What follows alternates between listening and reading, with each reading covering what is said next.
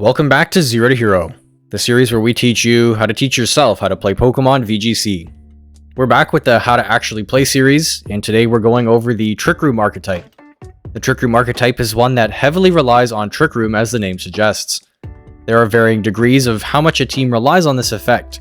Some teams are hard Trick Room and have multiple Trick Room attackers and setters on the same team. Other teams just have one setter and a couple sweepers, and it functions more of a mode on the team, like Tail Room or Balance, and isn't the whole defining feature of the team.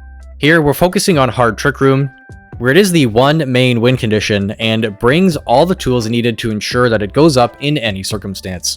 Hard Trick Room teams, as mentioned, often have 2, 3, or even 4 sweepers, 2 to 3 setters, and usually 2 support Pokemon that can sometimes function as a setter or support getting Trick Room up in some other way. This archetype is heavily reliant on setting Trick Room, and it's very powerful with it, but quite weak without it. As without it, its Pokemon are often slow and will be moving last the whole match. First, we'll take a look at a couple of well-built Trick Room teams, review specific tactics we can use to play the team properly, then consider the archetype's bad matchups. Just before we get into it, make sure to subscribe and like the video. Again, it seems small, but it makes a huge difference. Feel free to check out the Patreon if you want to support the channel directly, and you can check out my archetype video to see more about the archetype as a whole and building it, whereas here we focus more on how to play the archetype. So what's the goal of Trick Room teams? The goal is to ensure Trick Room goes up, and then making the most use of the Trick Room turns you have to deal massive damage with powerful sweepers and end the game quickly. The game plan really is similar to Hyper Offense in the sense that you rely on some form of speed control to get a huge advantage, and then follow it up with big damage very quickly. But Trick Room teams are vulnerable if the speed control does not go up, or if you cannot close out the game before it wears off. Our 2 examples of teams come to us from Reg G and Reg H.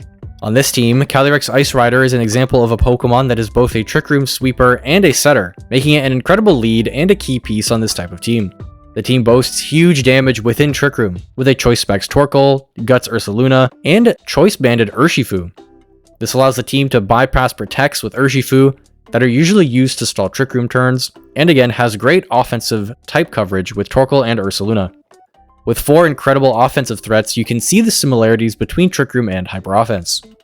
Indeedee and Smeargle, both with Follow Me, Smeargle with Fake Out, and Indeedee with Trick Room, can support Calyrex to set Trick Room, while still being able to enhance the damage of Calyrex or any of the threats with Decorate and Helping Hand, since after Trick Room is up, you usually want 2 damage threats on the field, but them having damage enhancement serves a similar role. Let's look at our Reg H team. Hatterene on this team serves a similar role as Ice Rider, as it can both set Trick Room and sweep in it.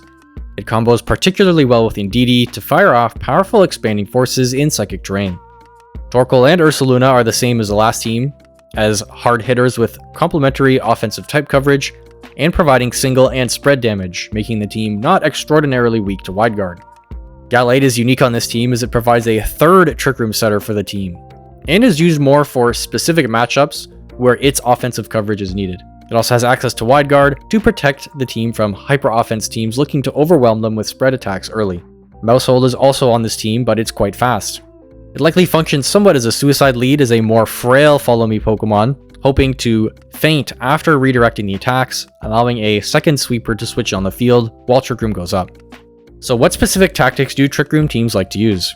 Our first tactic is the Pivot Repeat. Once Trick Room is up, your opponent is likely to transition into playing defensive, using Protects often and making switches to try and reduce your damage and stall until Trick Room runs out. With your opponent playing so defensively, you have more leeway and should aim to position 2 damage threats on the field at the same time to get the most use out of your Trick Room turns to deal the most damage while you have it. So, being able to identify when they will protect early and switch in an offensive threat is key. And if you're unable to finish the game from the first duration of Trick Room, you should aim to pivot your setter back on the field right before Trick Room ends, allowing you to be ready to set it again immediately after for a second duration of Trick Room. Our second tactic is Suicide Setters. Some teams will run options like an Eject button or even Memento on a Redirector or Support Pokemon. This allows them to take 1 hit, immediately switch out with an Eject button to an offensive threat, while the setter gets Trick Room that same turn, only needing to worry about 1 of the opponent's attacks. This propels your offensive momentum significantly, allowing you to make full use of your Trick Room turns without needing to take a turn switching in another threat. It does, however, make you more vulnerable on that first turn, as you'll only redirect 1 attack. leaving the setter or the incoming sweeper vulnerable to the other attack. And if you're using a move like Memento, it is putting you down a Pokemon in the matchup. But this enhanced momentum can really be a game changer in many circumstances. Our third tactic is the most complicated. It is the room reset. The room reset is an advanced tactic that requires a very specific situation to pull off. And it's only possible while you have two Pokemon on the field that can use Trick Room on the board at the same time. And both of your opponent's Pokemon need to be able to use Protect. This tactic only needs to be used or should be used when Trick Room is about to end with one turn left, although it occasionally can be used with 2 turns left, but on the last turn is the most common. If both of your opponent's Pokemon are likely to Protect, being the last turn of Trick Room, intending to stall it out, rather than attacking into both Protects and getting no value for the turn, you can consider using Trick Room on both of your Pokemon. Using Trick Room while it is active ends the effect, so the first Trick Room will end the Trick Room right away, and the second use of it will follow up with a new Trick Room, giving you a full 5 turns, rather than needing to be vulnerable after it ends and trying to set it after. Again, this will only work if your opponent is protecting with both of their Pokemon, giving you full freedom to use this. As if your opponent either can't protect and is still likely to attack, or going to use something like Fake Out, it's better to continue to go for damage, as again, you're left completely vulnerable going for Trick Room on both Pokemon. But it can be used to great success when the opportunity arises. So what about bad matchups for the team? Hyper Offense is kind of a good and bad matchup for the team. If playing against something with overwhelming spread damage that can get around your Trick Room setting tools like Fake Out or Follow Me, the game can be over on turn 1 if they have enough spread damage to KO your setter before it goes up. However, if you're able to survive this early offensive onslaught, you will have a huge advantage once Trick Room is up, and you can easily dispatch Hyper Offense's frail offensive threats. Also, priority-based Hyper Offense teams can also give a lot of trouble, as you can spend your time setting Trick Room only for them to use priority attacks and still move first regardless. Stall can also give this archetype some problems. Stall is designed to be incredibly bulky to withstand powerful attacks from sweepers.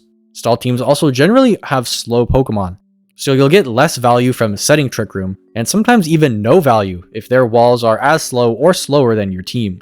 And they're often built to weather a storm for a long period of time, so being able to stall out Trick Room while dealing residual damage to your Pokemon the whole time can be a problem. So how do you deal with stall? Similar to Hyper Offense, you can sometimes completely forego Trick Room in favor of having 2 damage threats on the board. Since against stall you might be moving first anyways, and even if you aren't moving first, they aren't doing huge damage right away. Meaning even if you're moving after their Pokemon, they won't be picking up KOs right away, and you can lay in with your huge damage from your sweepers. Again, your sweepers are still sweepers, and can deal big damage with or without Trick Room. So leading with 2 damage threats can sometimes be enough to overcome these walls faster than they would like to be. Although this series is for playing the archetype, Trick Room is a bit of a unique case. Since its game plan is so straightforward, the early game plan is almost always just to set Trick Room, and the main way you adjust to accomplish that, rather than adjusting your play, is adjusting what tools you bring to each match. So our tactics for beating Hyper Offense are not specific to beating Hyper Offense, but apply to many common things that players use to prevent Trick Room. So rather than these being tactics against Hyper Offense, they're mostly things for you to prepare for in team building. Your opening game plan and being able to identify what tools your opponent has and will likely use to stop your Trick Room heavily influences what you need to bring and lead to counter their anti-Trick Room tools. Choosing the right leads in Trick Room is one of the most important aspects of your play, as getting incorrect leads can have you getting shut down right on turn 1. The most common tools of dealing with Trick Room are overrunning it with damage early, Taunt, Fake Out, and Imprison. So when faced with Taunt or extreme damage, having your redirector to take this damage or the taunt keeps your setter from having to deal with these effects or damage and allows them to set the Trick Room early. Mental Herb can also be used to shake off a taunt once. With Fake Out, you likely notice that both of our Trick Room teams have Indeedee, which is an amazing Trick Room tool for having redirection, but also bringing Psychic Terrain, which blocks opposing priority damage, including Fake Out. Choreograph is another common Trick Room support option, as it blocks priority attacks from the opponent. This is very useful also against priority-based Hyper Offense teams, as it completely removes that option from them. Imprison is the hardest tool to work around, and you can lose your turn if you go for Trick Room while they seal it away with Imprison.